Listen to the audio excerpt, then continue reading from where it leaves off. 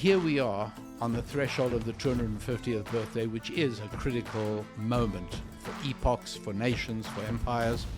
And Israel turns out to be immune to the 250-year curse. Oddly enough, the people of Israel are still here. And this bothers a lot of people on the left, obviously, because the only explanation for the fact that we are still here is God.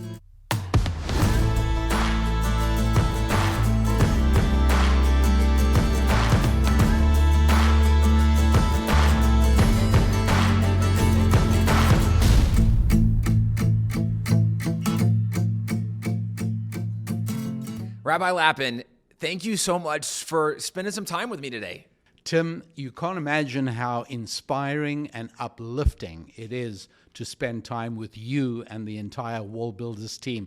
We draw so much strength from our time with you in November. Well, we have so appreciated where you have offered for us as Christians biblical clarity on so many passages that I think a lot of Christians don't always see the connection. And one of the things I've heard you talk about, and I would love to get into it a little bit today, is in culture, there's kind of two options. And of course, we can unfold this.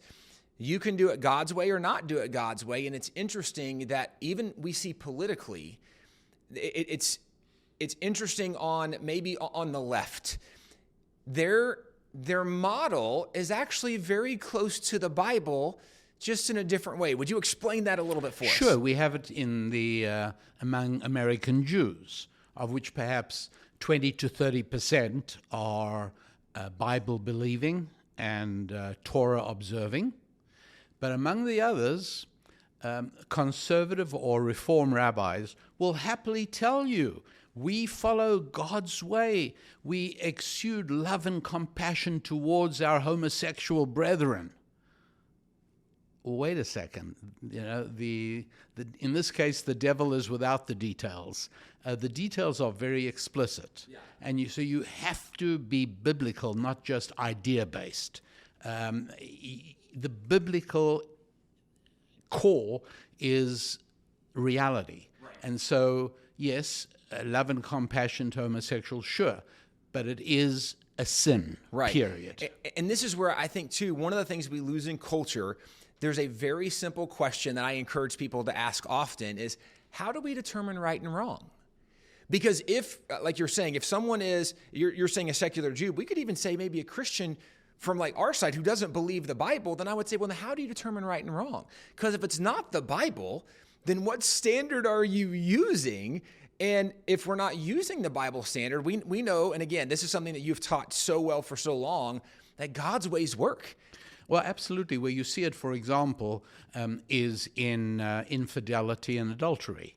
What happens if there are two couples and both husband and wife in couple A and husband and wife in couple B agree that they will coexist adulterously? Who's being hurt? It's fully consensual on all sides. And we see this in the attempt of Potiphar's wife in Egypt to seduce Joseph. And he goes through all the attempts to try and show it's intrinsically wrong. He says, you're a married woman. She says, my husband wouldn't mind. And these are all built into the oral Torah explanations for this long debate that goes on with her. But at the end of the day, he's got nothing to say. And he finally says, it's a sin against God. Well, against this, she can say nothing.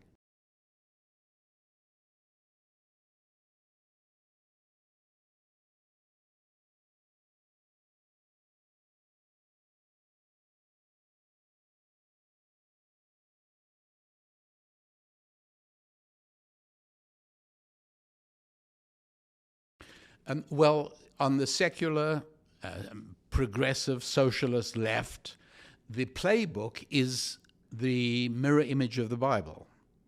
And so, for instance, from the beginning of Genesis, the human being is the apex of creation, is the last word. As a matter of fact, woman is even higher than man.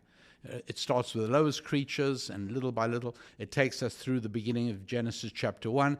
And then finally, the last action, as we see in chapter 2, the last action is creation of man, and then the creation of woman. And so this is fundamental, that human beings are not part of the continuum.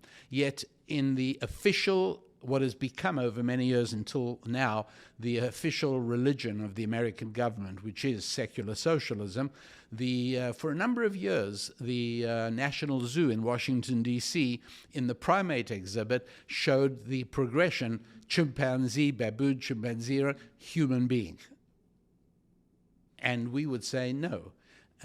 It's entirely different. The human being is not just qualitatively different from human beings, but substantially and ultimately, it's the only creature touched by the finger of God. That makes all the difference in the world. So it often becomes questions of government policy. It becomes cultural leanings. But a lot flows from this basic question of, are people just smart animals, or are they something entirely different? It's clear which way the left goes, obviously, opposite from the Bible. That's very, very clear. And so it is with almost every area, even taxation policy. What is the dream tax rate of the left? It's 100%. The goal, and that's the whole idea of national medicine. The whole idea is, you give us everything you create. We will educate your children. We'll take care of your medicine. We'll cover the hospital stay of your mother when you were born, and we'll get you buried when you die, which is essentially what the farmer says to his cow, right? The cow might say, well, how about we cap? You get 50% of the milk we produce. What are you talking about? We take care of you. Right. Because the farmer knows better than the cow, obviously, what needs to happen. And so if we're animals, the beltway is the farmer or the zookeeper. And so the zookeeper sees one day, he puts out 150 pounds of hay for each elephant in the zoo. He comes back a few minutes later, one big elephant's gathered all the hay, and there's only a little bit of hay for all the others. He'll redistribute it. Right. Because he knows what each elephant needs. And as you would point out, not only is this something they do with maybe the origin or redistribution, so economics, but with any basic moral, and when we even say left and right, certainly we could talk about politics lining up maybe some with that now, but there's some on the right that wouldn't agree with some of these traditionally biblical principles. So if we say right and left, and we say the Bible's on the right, and the left secular progressive, they're against the Bible, even when it comes to the issue of life, the Bible's pretty clear on life. And so on the left, it seems like the mirror image of the Bible, they're saying, well, then we don't value life or marriage or whatever it might be. Could you unfold that for us a little bit? Let me try, and tell me if I'm hitting the target or if I'm veering off here. But, your father, the great David Barton, explains how beautifully the first chapters of the Bible lay out very clearly this model that the basic unit of society is a family. And so originally, it wasn't that, we hate women and we're not going to let them have the vote. It was everybody understood that each family got a vote. And to this day, I've got to tell you, in my coaching work, I am so alerted when early on a couple lets me know that they vote differently. One votes Republican, one votes Democrat. We got a fundamental problem here, because politics is nothing other than your most fundamental beliefs turned into practical effect. And so, the Bible is very clear that the basic model is family. And so a young woman might be part of a father's family, and that family sits around and discusses where they are, and they vote as a family. As soon as the left managed to fracture the family and break it apart and turn it into individuals, well, then obviously women get the vote. Why shouldn't they, once it's no longer family-based? But now you have the beginnings of a destructive element. And so, there are certainly people on the right, and we have it in Judaism, and I'm sure it exists in Christianity as well, who go to synagogue regularly, and they tithe, and they only eat food prepared according to the kosher laws of the Old Testament's dietary rules, but they vote Democrat. And we keep politics and religion apart. That's ridiculous. That's like saying, doctor, I'm not going to take that medicine. I keep health and doctors separate. It's right. preposterous. And so this idea, it's just a dream of trying to never have to confront tough decisions, never having to raise a hand in anger. It's nice. It would be lovely if we could relate to the whole world. If we're friends with everybody. That's not really how the world really works. Sure. And so we like to see people who understand the practical implications of a religious position, and we feel that it hinges on the Bible. People who are separated from the Bible find it easier to create a chasm between belief and action, and people who are strongly Bible-linked and are Bible-centric in their outlook understand that there is such a thing as coherence and consistency in outlook, and I'm not going to act in a way differently from how I believe. Well, and I think we would probably agree that even the people that are acting differently than the Bible, they're acting how they believe, and their problem is their beliefs haven't been shaped by the faith they claim to hold to. Well, that's the closing word, as you and I have previously discussed, of the book of Judges. Each man did that which was right in his own eyes. It notably does not say every man did what he felt like doing. Right. Everybody justified what they were doing as I'm doing the right thing, except everyone decided for themselves what the right thing really was. Right. So what do you think this means for America? Because it does feel like we're a little bit in that position where the last several decades we've been teaching kids that truth is subjective. What is your truth? How do you feel? And so if we live in this era that, we're not quite fully everyone does what's right in their own eyes, but we're pretty close to it, where you have some people. It's a fractured society. Right. I always laugh when politicians use phrases like, the American people want. There is no American people. And even our pledge has now elements of fakery in it when we say one nation under God.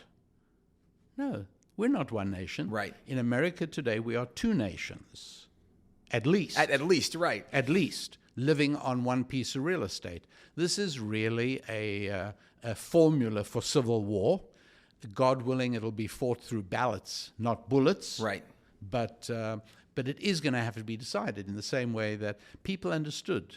Roe v. Wade came about because the court felt the country needs resolution on the issue of abortion. The country needs resolution on a whole lot of things, and I think President Trump is bringing this to the fore.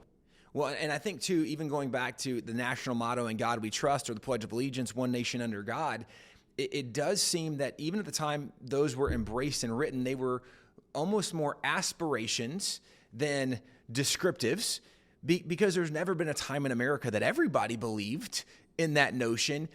But I think it did, to some extent, depending on the time we look at, it identified the trajectory that the majority of us are going this direction. And now I think you're right. We're so fragmented. So what does that mean maybe for the future of the nation? Because we're celebrating 250 years as a nation. We know in the life cycle of nations, we're kind of on the edge of what that means. And this is how many nations have fallen. So what does that mean for America? And what do you think is the solution? Can this be pulled together? And if so, how do we do it? And what does it take? Yeah, that's obviously the important question. And here we are on the threshold of the 250th birthday, which is a critical moment for epochs, for nations, for empires. And Israel turns out to be immune to the 250-year curse. Oddly enough, the people of Israel are still here. And this bothers a lot of people on the left, obviously, because the only explanation for the fact that we are still here is God.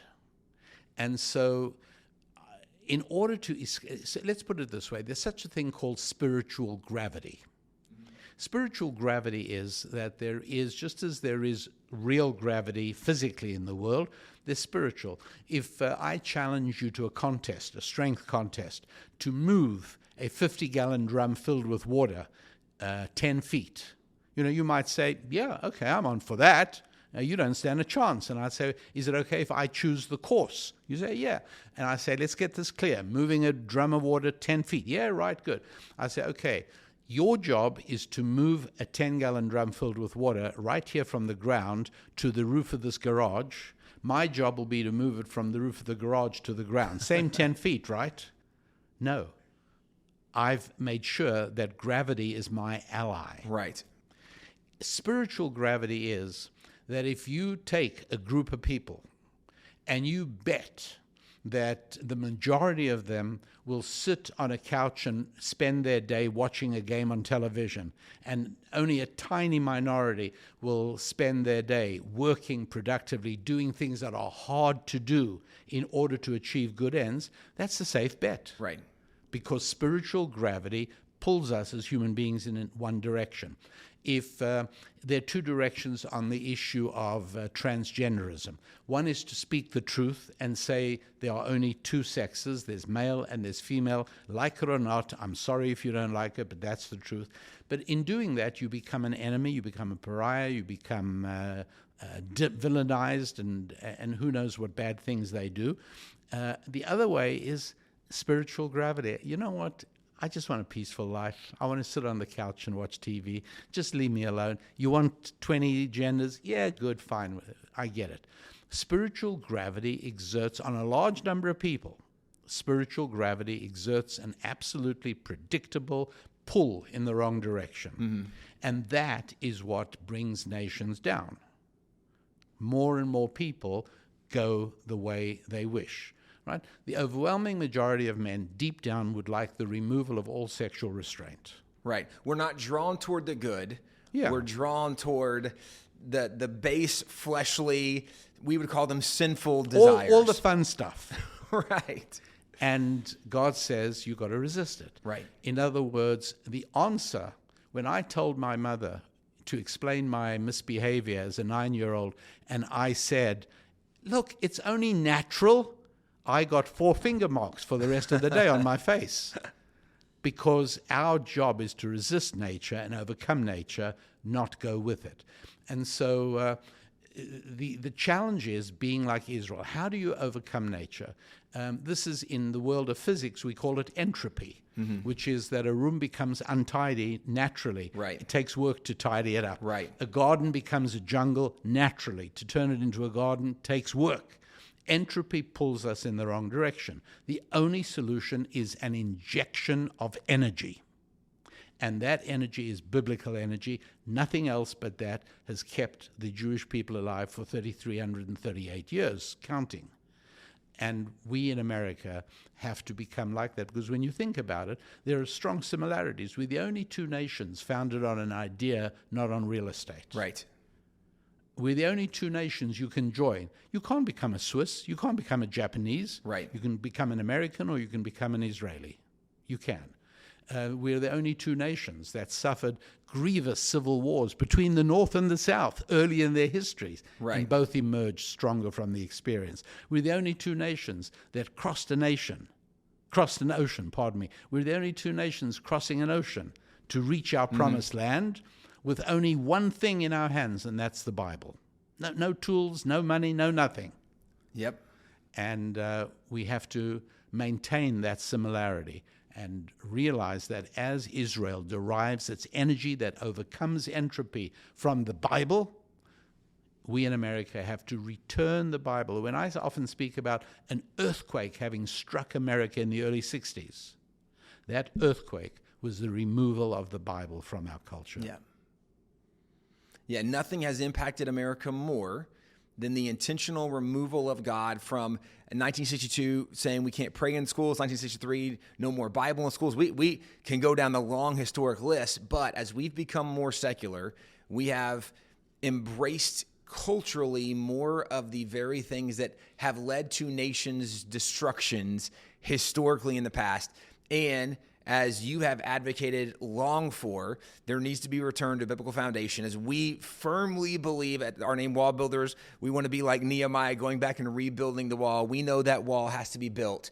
with the moral framework and foundation of the Bible. And so my thought initially is that the big challenge is, and we have to be people, if America is going to be saved, we are going to be saved because we return to those biblical principles. And if that's going to happen, then we need to be people that are making the choice. I have to go back and become a student of the Word, and then become someone who lives out the Word. And I think you'd probably echo those sentiments. As, only for the sake of time, we wrap this conversation up.